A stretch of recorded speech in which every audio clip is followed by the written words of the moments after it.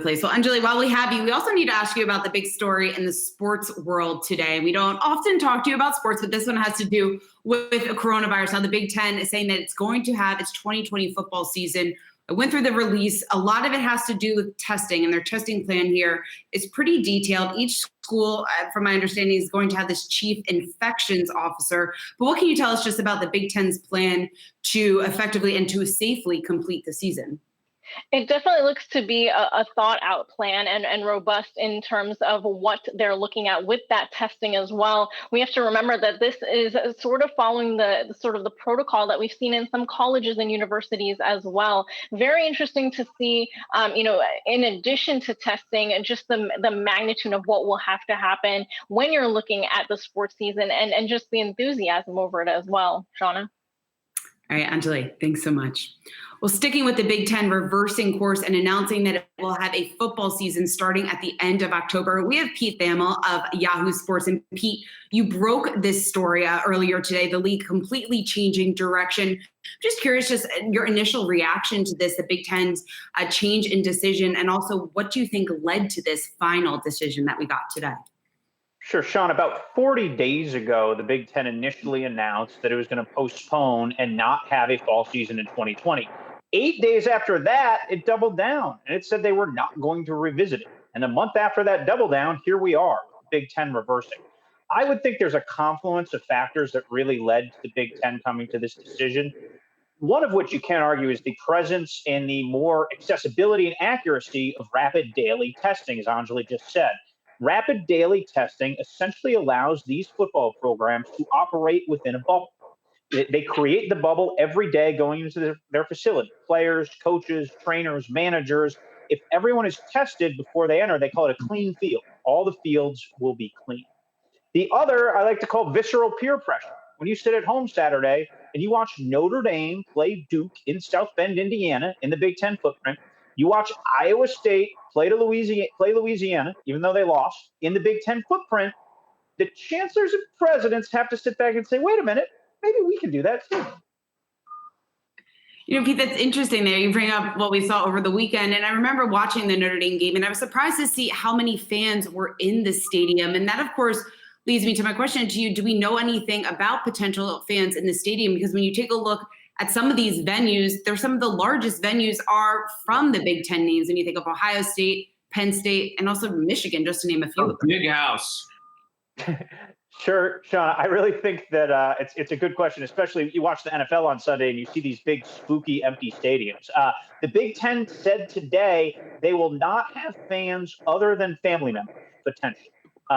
So we'll see as the season evolves. And the thought was eventually when there became daily cheap rapid testing that you could test fans. Texas paid for 1,000 students to get tested, and they went to the UTEP game there on Saturday night. So as of right now, those big iconic stadiums that you mentioned will not have more fans in them than family.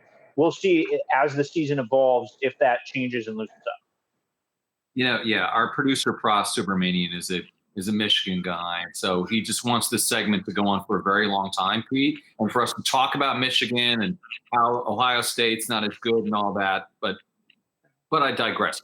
So their quarterback transferred today, Andy. It's actually really big football news. Dylan McCaffrey, the brother of Christian McCaffrey, who was going to start a quarterback for them. They have not had a good quarterback their entire tenure. In fact, ironically, Jim Harbaugh's last good quarterback was Colin Kaepernick in San Francisco. And it was Andrew Luck before that. So it's going to be everybody's got a Michigan guy in their office, so we can all relate to Pras. And it's going to be a long fall for Pras. The rabbit hole. So were all the teams on board, though? All the schools, I should say, Pete? Because I heard that the Marylands and the Rutgers may not have wanted to do this. Not that they matter. Yeah. Being from the state of Maryland, I can say that. Well, Andy, this is a funny case study in group presidential politics. The vote was unanimous, which is like every other vote in the 110-year history of the Big Ten, except the last vote, which was 11-3, which really hinted at some of the consternation we were going to have. It's very common policy, and I'm going to wink here, that every vote after its vote is revoted to be unanimous. But if you read the Rutgers statement today, it didn't feel unanimous. Look, you have 14 schools in 11 different states that vary from Iowa City to New Jersey. And you just have a lot of different constituencies within that footprint. And I can't sit here and tell you that all 14 coaches are all giddy up to play and all 14 athletic directors are giddy up to play. And certainly the presidents, who are more worried about their multi-trillion-dollar industry than this pesky little multi-billion-dollar football issue, are really fired up at some of the optics of this. But here we are. What are your thoughts just on the political involvement of this story? Because specifically when we talk about President Trump, we know that he called Big Ten's commissioner, Kevin Warren, after the initial decision to postpone the season back in August. Now he was tweeting this morning, taking credit for the decision on Twitter. I'm just curious just what the reaction has been in the sports world to President Trump, I guess, playing a bigger role than what's normal in the football season so far this year. Well, him declaring victory for this was a little bit like predicting Alabama is going to beat Southeastern Louisiana in an early season normal game. You could see it coming from a mile away, especially with obviously all the swing states that are in the Big Ten footprint. I think Trump has really just been viewed with a general eye roll amongst college athletics, be it at the presidential level, be it at the AD level. Kevin Warren kind of had to engage with him because part of Trump's conversation with Kevin Warren was about daily rapid testing. It will be notable when the Big Ten announces their daily rapid testing. It is not from the federal government, because I don't think anyone really wanted the political implications that would have come with gifting Trump this political victory. So, nope, Donald Trump has entered our lives, and I have a lot of empathy for our great Yahoo News reporters who have to live on the whim of his every tweet. And Pete Roper, just to wrap this up, what are your expectations just in terms of the football season, from what we know from the steps that the NFL has taken now, from what a lot of these college leagues are doing? Are you confident, is the sports world confident that we are going to be able to complete this season? Well, what I'm confident in saying is what we've seen so far. It is going to be a season where disruption is the norm, and it's going to be a season of bad football. The football has not been great so far this season. I'm grateful to have football. Don't get me wrong. My industry literally and livelihood depends on it. But to sit here and try to put lipstick on the pig that we've seen the last 3 weeks would be also a little bit disingenuous as a football analyst. Do I think we finish the season? Yes. Can you guarantee it? No.